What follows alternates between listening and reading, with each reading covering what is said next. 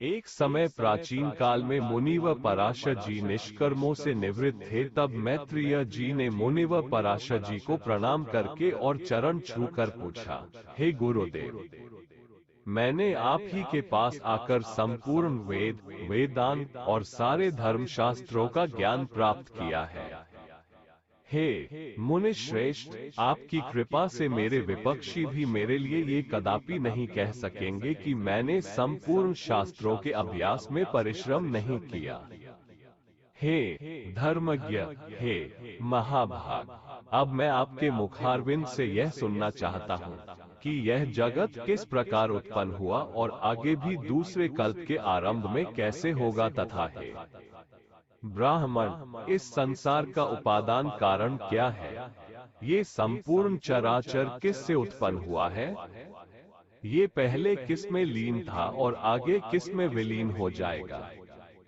आप मुझे ये बताने की कृपा करें कि इस जगत में भूतों का परिमाण, समुद्र, पर्वत और देवता आदि की उत्पत्ति कैसे हुई?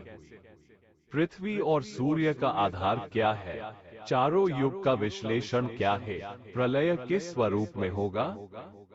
चारों युगों के सारे धर्म, देवर्षि और राजाओं के चरित्र बताने की कृपा करें एवं व्यास जी के रचे हुए वैदिक शास्त्र को रचना ब्राह्मण के वर्ण तथा ब्राह्मणों द्वारा बनाए आश्रमों के धर्म के बारे में ज्ञान दें। मैं आपकी ही कृपा से मैं ये सब जान सकता हूँ। श्री पराशर जी बोले, हे सूत जी, मेरे दादाजी श्री वशिष्ठ ने इस प्रसंग का वर्णन किया था। ये प्रसंग याद दिलाने के लिए तुम धन्यवाद के पात्र हो। मैंने उस समय पर यह सुना था कि मेरे पिताजी को विश्वामित्र की प्रेरणा से एक राक्षस ने खा लिया है। तब मुझे बहुत क्रोध आया था। इसीलिए मैंने उन राक्षसों का वध करने के लिए यज्ञ का आरंभ किया था। उस यज्ञ में सैकड़ों राक्षस जलकर भस्म हो गए और ये देख मेरे दादा वशिष्ठ मुझे बोले, इतना क्रोध करना ठीक बात नहीं है। तुम्हारे पिता के लिए जो होना था वही हुआ है, उसमें राक्षसों की कोई भूल नहीं है। इस संसार में कोई किसी को नहीं मारता, सब अपने कर्मों का फल भोगते हैं।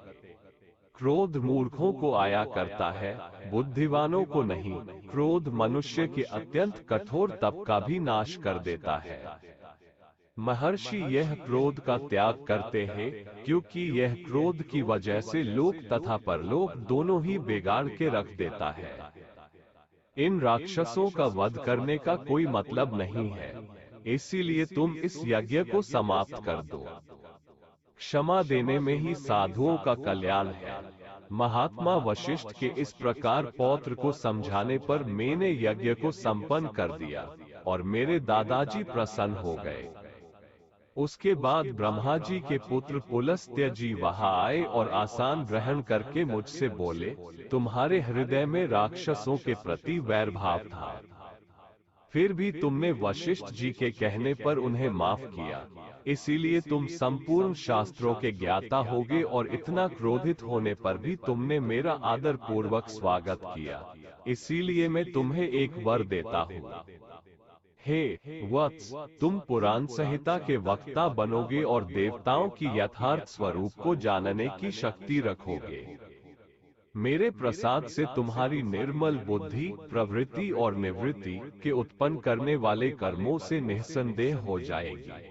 और फिर पुलस्त्य जी के वर देने के बाद भगवान वशिष्ठ बोले, ये सब सत्य होगा। हे मुनि, प्राचीन काल में भगवान वशिष्ठ और पुलस्त्य जी ने जो भी कहा था वो सब तुमने मुझे इस तरह सवाल पूछकर स्मरण कराया है, इसीलिए मैं तुम्हें वह संपूर्ण पुराण संहिता का ज्ञान दूंगा।